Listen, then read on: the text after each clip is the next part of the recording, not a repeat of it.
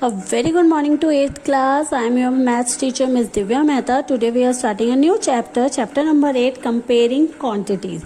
Comparing quantities बेटा हमने छोटी क्लासेस में भी पढ़ा हुआ है, 7th में भी आप लोग पढ़ के आए हो. तो पहले हम क्या करते हैं, जो हमने 7th में पढ़ा हुआ है एक बार उसको रिकैप करते हैं थोरली, देन हम इस चैप्टर के टॉपिक्स क्लियर करते हैं जो अब हमें न्यू आएंगे. तो सबसे पहले जब हम कंपेयरिंग क्वांटिटीज की बात करते हैं तो हमने सबसे पहले ये 6th में भी पढ़ा था रेशोज. रेशोज क्या होता है, दो चीजों को कंपेयर करने के लिए हम रेशो में लिखते हैं. जैसे कि अगर मैं बोलूँ नंबर ऑफ बॉयज 30 और नंबर ऑफ गर्ल्स 32 है.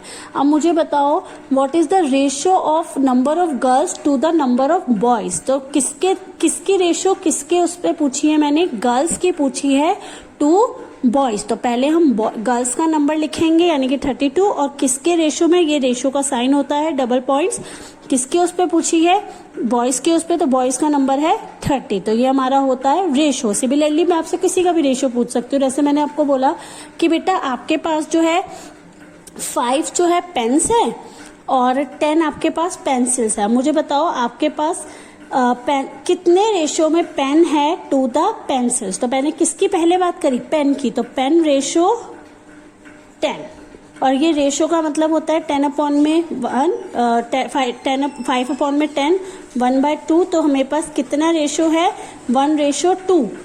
ठीक है, यानी कि अगर मेरे पास एक पेन है तो उसके मुकाबले 2 पेंसिल है. सिमिलरली देखा हुआ ना आपने, 5 पेंसिल तो उसके मुकाबले उसकी डबल पेंसिल्स है. ठीक है, ये रेशो हमने पिछली क्लासेस में पढ़ा हुआ है. तो आई होप आपको रिकैप हो गया होगा. नाउ हमने जो है छोटी क्लासेस में ये भी पढ़ा हुआ है परसेंटेज. परसेंटेज क्या होती है, किसी भी चीज की परसेंटेज निकालने के लिए हम क्या करते हैं, उस जो भी चीज होती है वो ऊपर रखते हैं, टोटल उसका नीचे रखते हैं और उसको इंटू 100 कर देते हैं. यही करते हैं परसेंटेज के लिए.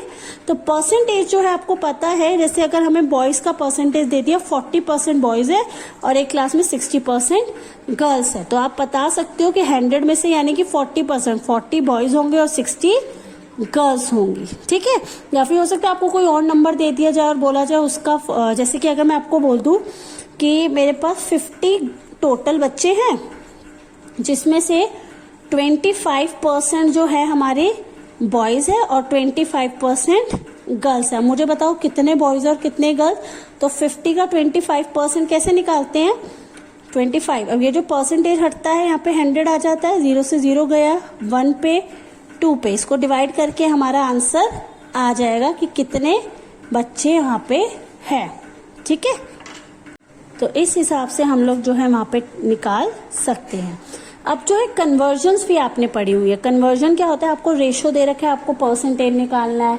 ठीक है, तो वहां कैसे निकालते हैं, जैसे आपको बोल दिया 2:3, 2 अगर गर्ल्स है तो 3 बॉयज है एक क्लास में. अब इसका बताओ इसका क्या मतलब हुआ, ऐसा इसको कन्वर्ट करिए परसेंटेज में. तो अगर अलग अलग कन्वर्जन पूछा है तो 2 टोटल कितना हो जाएगा, 2 + 3, क्योंकि गर्ल्स और बॉयज प्लस कर देंगे ना टोटल के लिए, क्योंकि टोटल तो हमें नीचे लिखना होता है. तो 2 + 3 5 हो जाएगा, 2 अपॉन में 5 इंटू 100. जैसे कि 2 अपॉन में 5 इंटू 100 परसेंटेज के लिए, तो परसेंटेज कितनी आ गई 40. यानी कि गर्ल्स, यानी कि 2 क्या था गर्ल्स, तो गर्ल्स की परसेंटेज कितनी है क्लास में 40%. सिमिलरली अगर मैं बॉयज का परसेंटेज पूछा तो बॉयज कितने हैं 3, टोटल कितने हो गए 5 इंटू 100.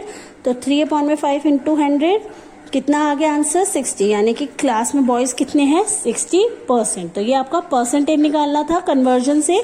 सिमिलरली एक और कन्वर्जन आती है, आपको क्या है कंप्लीट रेशो का कन्वर्जन पूछा जाता है. जैसे कि आपको बोल दिया 2:3 है, इसका कंप्लीट परसेंटेज निकालिए. तो कंप्लीट परसेंटेज के लिए 2:3 का मतलब डिवाइड 2/3 इंटू में 100. इसको सॉल्व किया तो हमारा आंसर आया 66.6. यानी कि किसी भी चीज की अगर 2:3 की मैं बात कर रही हूँ तो उसका मतलब 66.6% की बात कर रही हूँ. जैसे कि अगर होता है ना समटाइम्स हम ऐसे भी बोल देते हैं कि हमारे पास जो है एक क्रंची है.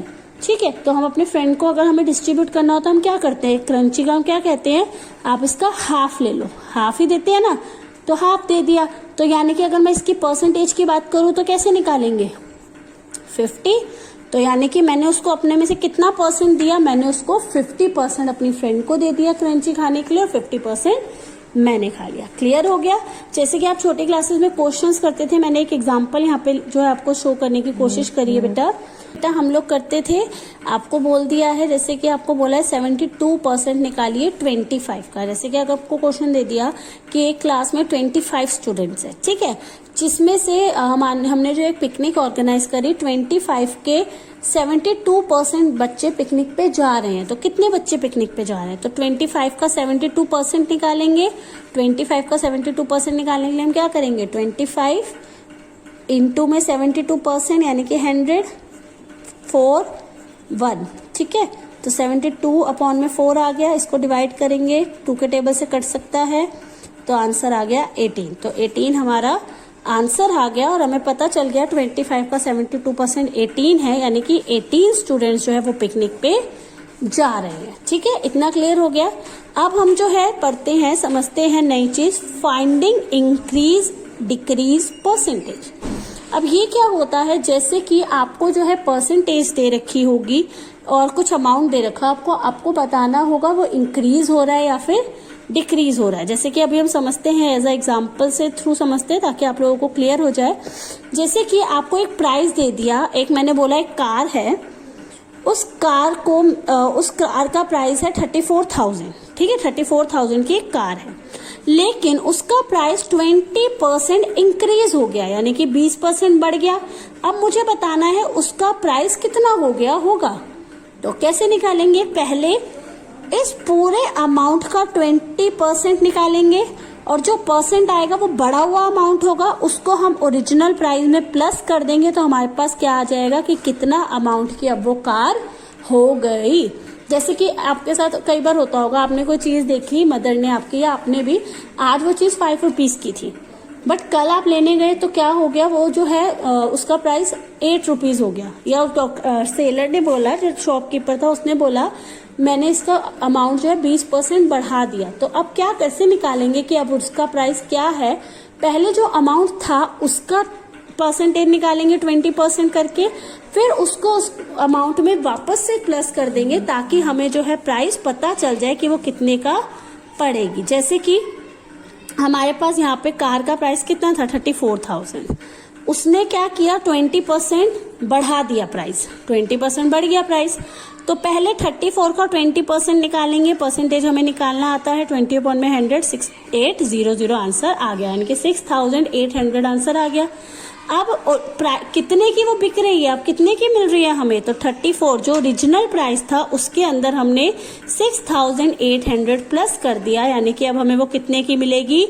40,800 की। तो ये क्या था? Finding increase. हमने क्या निकाला? इंक्रीज। सिमिलरली अगर यही चीज डिक्रीज में होती, यानी कि आज वो चीज जो है 10 रुपीज की है, लेकिन आप कल लेने गए तो उसका प्राइस 20% कम हो गया या 2 रुपीज कम हो गया, तो आपको 8 रुपीज की मिल रही है। तो अब हम क्या निकालेंगे? डिक्रीज।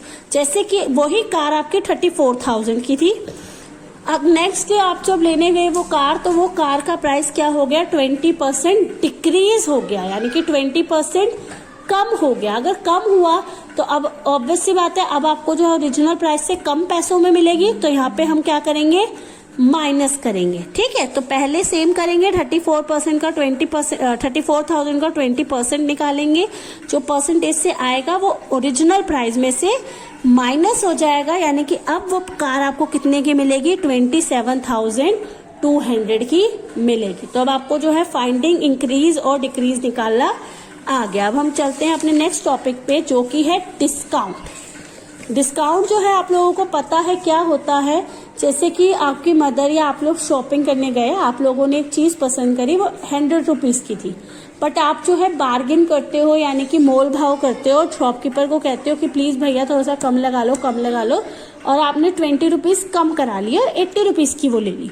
तो 20 रुपीज जो आया वो आपका डिस्काउंट हो गया। ठीक है, जैसे कि आप कई बार शॉप्स पे जाते हो तो वहां लिखा होता है सेल है, 50% ऑफ, 20% ऑफ, तो वो क्या करते हैं? उतना अमाउंट कम कर देते हैं। तो अब हम समझते हैं डिस्काउंट कैसे निकालते हैं। सबसे पहले तो मैं आपको समझाना चाह रही थी, जैसे कि कोई चीज है, आपने एक जो है समझ लो आपने एक शर्ट पसंद करी, 300 की थी, आपने उससे बहुत ज़्यादा बार्गिन करी, उसको बोला भैया प्लीज़ प्लीज़ कम कर लो कम कर लो, उन्होंने जो है वो शर्ट कर दी 250 की, तो 50 रुपीज़ का आपको क्या मिला, डिस्काउंट मिला। ठीक है, अब इसको हम जो है समझते हैं कैसे। ये तो हमारे नॉर्मल हमने फिगर्स की फॉर्म में देखा, अब हम जो है परसेंटेज की फॉर्म में देखते हैं। जैसे कि आपको बोला, आपको एक शर्ट थी 220 रुपीज़ की, आपको शॉपकीपर ने बोला मैं आपको 20% डिस्काउंट लगा दूंगा। डिस्काउंट का मतलब माइनस होगा, यानी कि आपको 220 में डिस्काउंट मिलेगा तो कम की होगी ना, तो जो डिस्काउंट होगा वो माइनस होगा ओरिजिनल फिगर से। तो हमने क्या किया, सबसे पहले जो अमाउंट था उसका 20% निकाला, 20% निकालना हमें आता है, उसका 20% आया 44। अब ये प्राइस नहीं है, ये है डिस्काउंट। तो अब ओरिजिनल प्राइस में से हम लोग 44 माइनस कर देंगे तो हमारा जो आंसर आएगा 176, इतने रुपए की अब हमें वो शर्ट पड़ेगी। जैसे कि आपने कई बार देखा होगा, आप शोरूम वगैरह में जाते हो, वहाँ क्या लिखा होता है, फ्लैट 50% ऑफ, फ्लैट 40% ऑफ। तो वो क्या करते हैं, वो जैसे 100 रुपीज़ की कोई चीज़ है, अगर उन्होंने बोला हम आपको 50% ऑफ देंगे तो 100 का 50% निकालिए, 50 रुपीज़ आ गया। तो अब 100 में से 50 माइनस कर दो, अब वो आपको कितने की पड़ेगी, अब वो आपको 50 रुपीज़ की पड़ेगी। ठीक है, ये जो डिस्काउंट है ये थोड़ा थोड़ा, ये जो हमने डिक्रीज पढ़ा था ना यहाँ पे, जहाँ पे माइनस हो रहा था, ये थोड़ा थोड़ा इसी के जैसा है। ठीक है, डिस्काउंट क्लियर हो गया। अब डिस्काउंट में एक चीज और आती है, डिस्काउंट नहीं होता है, ये होते हैं हमारे वैट, सेल टैक्स। आपने सुना होगा कि हर चीज पे जो है गवर्नमेंट की तरफ से कुछ टैक्स लगता है। इवन अगर मैकडोनल्ड्स वगैरह में भी आप खाने भी जाओ, वहां पे भी कुछ ना कुछ टैक्स लगता है हर चीज पे। तो जब भी किसी चीज पे टैक्स लगता है तो वो चीज हमें अमाउंट बढ़कर मिलता है। जैसे कि अगर मैंने 10 रुपए का पिज्जा लिया कहीं से, उस पर मेरा टैक्स लग गया 2 रुपए, तो अब वो पिज्जा मुझे 10 का नहीं पड़ रहा, वो मुझे अब 12 का पड़ेगा। तो जहां पे आपका वैट, सेल टैक्स ये सब आएगा, वहां पे आप माइनस नहीं करोगे, प्लस करोगे, क्योंकि अमाउंट वहां पे इंक्रीज हो रहा है, डिक्रीज नहीं हो रहा है। जैसे कि एक चीज, आपका एक चीज का प्राइस है, आप मान लो कि वाटर बॉटल है 300 की है, उस पर 10% का टैक्स लग रहा है। ठीक है, कोई भी टैक्स हो सकता है, वैट वगैरह कुछ भी है।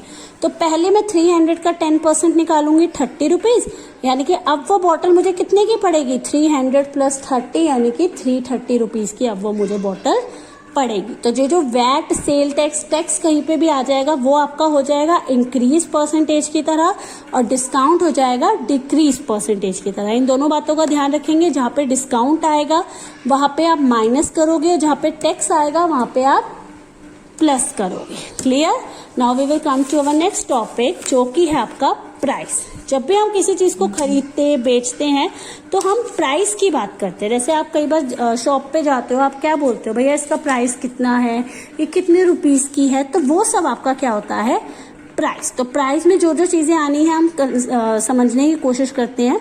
सबसे पहला होता है कॉस्ट प्राइस। कॉस्ट प्राइस को हम सीपी भी बोलते हैं। कॉस्ट प्राइस क्या होता है, price at which article purchase, यानी कि कितने का वो आर्टिकल खरीदा गया। जैसे कि मैं एक दुकानदार हूँ, ठीक है, मैंने क्या किया, मैंने एक पेन जो है, मुझे एक पेन की शॉप खोली मैंने। अब ये जो पेन है, मैंने ये पेन आगे बेचना है, तो मुझे भी तो कहीं से खरीदना पड़ेगा ना। और अगर मैं नहीं खरीद रही, खुद से अपनी फैक्ट्री में भी बना रही हूँ, तब भी तो इस पे कुछ पैसा लगेगा।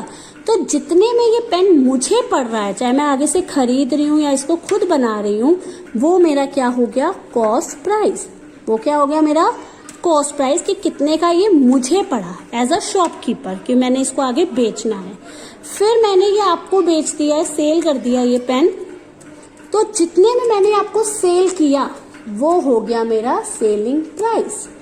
कॉस्ट प्राइस ये मुझे कितने का पड़ा शॉपकीपर को, और शॉपकीपर ने कितने का बेचा, वो हो गया सेलिंग प्राइस। जैसे कि अगर मैंने ये पेन जो है 5 रुपीज में खरीदा, तो मेरा कॉस्ट प्राइस क्या हुआ, 5 रुपीज। लेकिन मैंने ये पेन आगे 10 रुपीज में बेच दिया, तो मेरा सेलिंग प्राइस क्या हुआ, 10। क्लियर? अब देखो, जब मैंने, अगर ये पेन मैंने खरीदा, कॉस्ट प्राइस था मेरा 5 रुपीज, और मैंने बेचा 3 रुपीज में, तो मुझे 2 रुपीज का लॉस हुआ। तो वही बात है, जब आपका कॉस्ट प्राइस ज्यादा होगा सेलिंग प्राइस से, तो हमेशा आपको लॉस होगा। लेकिन अगर यही पेन मैंने 5 का खरीदा और आगे 7 में बेच दिया, तो मुझे 2 रुपीज का प्रॉफिट हुआ, तो जब सेलिंग प्राइस ज्यादा होगा कॉस्ट प्राइस से तो आपको क्या होगा, प्रॉफिट होगा। ठीक है, loss and profit, profit loss clear है।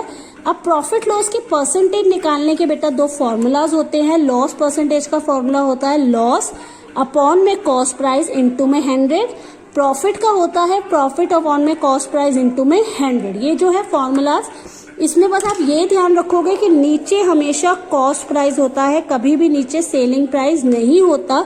चाहे आप लॉस की बात करो चाहे प्रॉफिट की, नीचे हमेशा कॉस्ट प्राइस ही होता है। तो loss percentage, profit loss clear हो गया, selling price cost price clear हो गया। अब जो हमारा टॉपिक आता है वो आता है कंपाउंड इंटरेस्ट। अब आपको कंपाउंड तो अभी रुक जाओ, हम सबसे पहले समझते हैं इंटरेस्ट क्या होता है। इंटरेस्ट क्या होता है बेटा, जैसे कि कभी भी आप किसी से उधार लेते हो या फिर बैंक से भी लोन वगैरह लेते हो, तो आप क्या करते हो, जो अमाउंट आप लेते हो उससे ज्यादा अमाउंट बाद में पे करते हो, यानी कि जो एक्स्ट्रा अमाउंट आप देते हो वो उस अमाउंट पे आप इंटरेस्ट देते हो। सो स्टूडेंट्स, हम लोग समझ रहे थे कंपाउंड इंटरेस्ट। कंपाउंड इंटरेस्ट क्या होता है बेटा, सबसे पहले कंपाउंड को छोड़ते हैं, हम इंटरेस्ट समझते हैं। आप जब भी किसी से कुछ मनी लेते हो तो उसमें कुछ ना कुछ अमाउंट एक्स्ट्रा करके आप दूसरे को देते हो, तो इसका मतलब आप उस अमाउंट पे कुछ ना कुछ प्राइस एक्स्ट्रा दे रहे हो, तो वो आपका इंटरेस्ट होता है। अब वो डिपेंड करता है, जैसे कि आपने किसी से 10 रुपीज़ लिए और आपने बोले कि मैं आपको 1 वीक के बाद या 1 मंथ के बाद मैं आपको 10 की जगह 12 रुपीज़ दूंगी, तो जो 2 एक्स्ट्रा रुपीज़ आपने उसको दिए 2 रुपीज़, वो आपका इंटरेस्ट था। ठीक है, तो जैसे कि अगर मैंने जो है एक अपने फ्रेंड से 1000 रुपीज़ लिए और मैंने उससे 10% के इंटरेस्ट पे लिए और मैंने उसको बोला मैं तेरे को ये अमाउंट 10% के इंटरेस्ट पे दूंगा, इंटरेस्ट के साथ दूंगा, तो मेरा पहले तो इस अमाउंट का 10% कितना हुआ, 100, यानी कि मैं ये तो दूंगा ही दूंगा प्लस इसके साथ 100 रुपीज़ मैं एक्स्ट्रा दूंगी, तो अब मैं उसको कितने पैसे दूंगी, 1100 रुपये। तो जो अमाउंट मैंने उससे बोरो किया यानी कि लिया, वो हो गया हमारा प्रिंसिपल। जिस रेट पे यानी कि जिस परसेंट पे मैंने उससे ब्याज पे पैसा लिया वो हो गया हमारा रेट। इंटरेस्ट, जितने रुपीज मैं उसको एक्स्ट्रा दे रही हूँ वो हो गया इंटरेस्ट, और अमाउंट प्रिंसिपल प्लस इंटरेस्ट हमारा अमाउंट हो गया कि अब मैं उसको कितने रुपए दूंगी, ये हो गया हमारा अमाउंट, यानी कि प्रिंसिपल प्लस इंटरेस्ट, और कितने टाइम में, वो हो गया 1 ईयर। तो ये होता है हमारा सिंपल इंटरेस्ट। ये आपने छोटी क्लासेस में पढ़ा हुआ है कि हम कितने ब्याज पे वो पैसा दे रहे हैं और फिर वो पैसा जो है हमारा क्या हो गया, सिंपल इंटरेस्ट।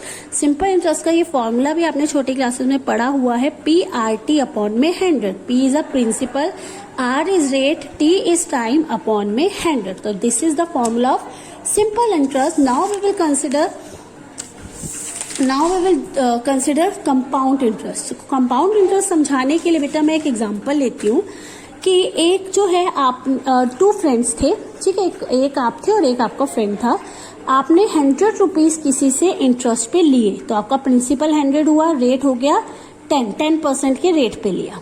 ठीक है, अब आप एक ने सिंपल इंटरेस्ट पे लिया और एक ने कंपाउंड इंटरेस्ट। सिंपल इंटरेस्ट क्या हुआ, यानी कि 1 साल में आपको उस पे क्या देना होगा, 10%, तो 100 का 10% हो गया 10, यानी कि 10 रुपीज एक्स्ट्रा दोगे 110।